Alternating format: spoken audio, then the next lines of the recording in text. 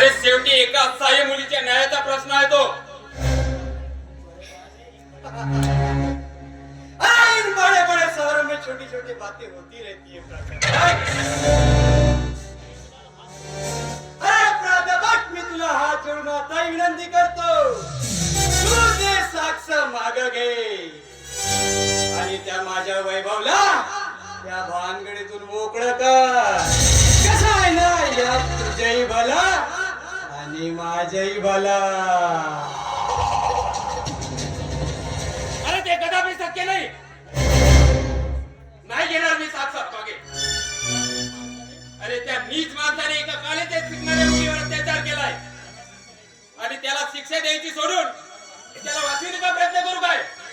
आणि हे बघ, आलाच तसा चालतो तो.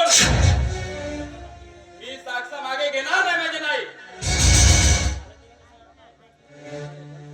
हो प्राध्यापक, एवढं भडकताय कशाला? जिथं आपला फायदा तिथं फायदाच फायदा.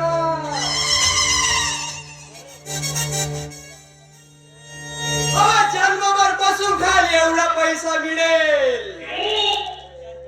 अरे विचार कर स्वतःचा नाही तर स्वतःच्या कुटुंबाचा. कसं आहे ना प्राध्यापक, अशा छोट्या मोठ्या घटना घडतातच. अरे हे घे पैसे आणि विसर सर्व.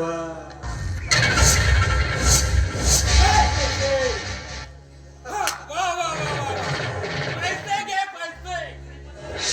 अरे श्रीमंतीत मागले यांनो, अरे हे तुम्हाला जग विकत घेता येईल, पण तुझ्या या आरामाच्या या पैशावर तुमकत सुद्धा नाही मी.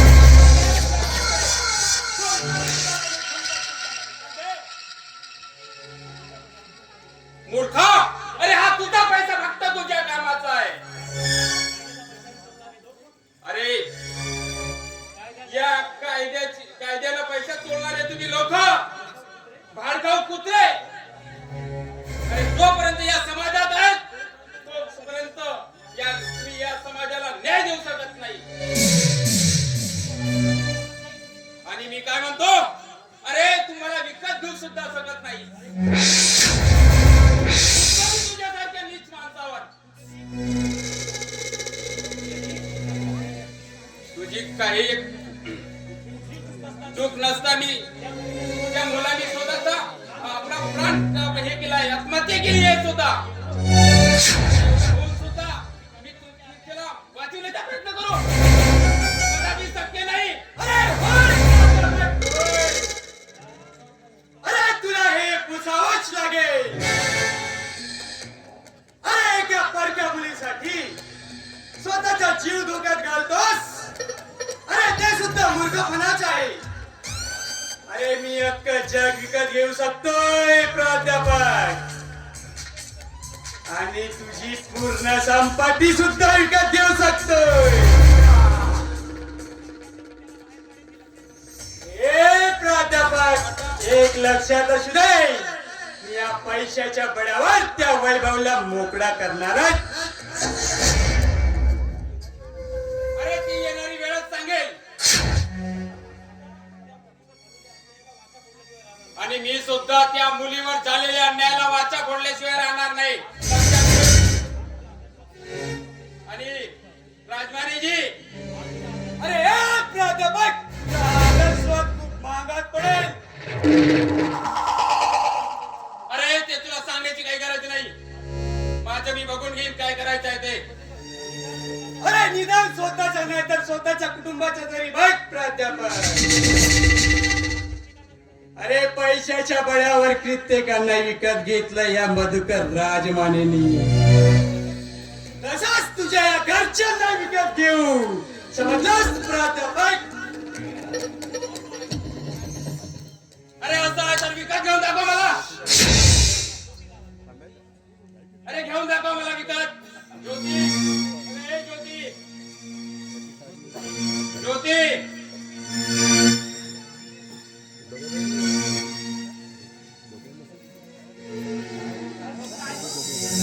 काय झालं? आणि हे कोण? अगं हा राजमाने मधुकर राजमाने आणि मधुकर राजमानेजी ही माझी पत्नी ज्योती. अच्छा. प्रामाणिकपणे बोललाय म्हटलं. आणि तुझ्यात जर हिंमत असेल ना तर हिला सुद्धा विकत घेऊन टाक. अहो प्राध्यापक, उगाच काय वाद घालताय हो? हे बघा वहिनी, अहो समजून सांगा तुम्ही यांना. घरात आलेल्या लक्ष्मीला ठोकर द्यायची नसतोय. अहो घ्या वहिनी, पैसे घ्या आणि तुम्ही यांना समजवा. कसं आहे ना? बस राजमाने बस. पुढे एकही शब्द बोलू नका. सगळं बोलणं आतून ऐकलंय मी तुमचं. हो आम्हाला विकत घेण्याची तुमची अवकात तरी आहे का? हो या गरीब असणाऱ्या लोकांना हो चित्त्या मुंग्यासारख्या पायाखाली घुसतात आणि हो या घराण्यातील कोणत्याही व्यक्तीला तुम्ही पैशाने विकत घेऊ शकणार नाही समजलं? वयाच्या हात म्हणून वयाचा मान ठेवून बोलतोय तुम्हाला. नाहीतर आज वयातील चप्पल काढून तुम्हाला हाकलून दिला असता. अरे बस, वहिनी बस. खूप बोलला तुम्ही. अरे स्वतःच्या पायावर कुऱ्हाड मारून घाव करून घ्यायची सवय आहे ना तुम्हाला? अरे खुशाल करा खुशाल. पण प्राध्यापक हे एक लक्षात ठेवा, अरे तुम्ही त्या वैभव नावाच्या नागाला डिवचलात म्हणजे ह्या वैभवच्या वया मधुकर राजमानेच्या अवलादीला डिवचलात. अरे ज्या दिवशी तो तुरुंगातील बाहेर आला तर बघा तुमच्या कुटुंबाची होळी केल्याशिवाय जाणार नाही.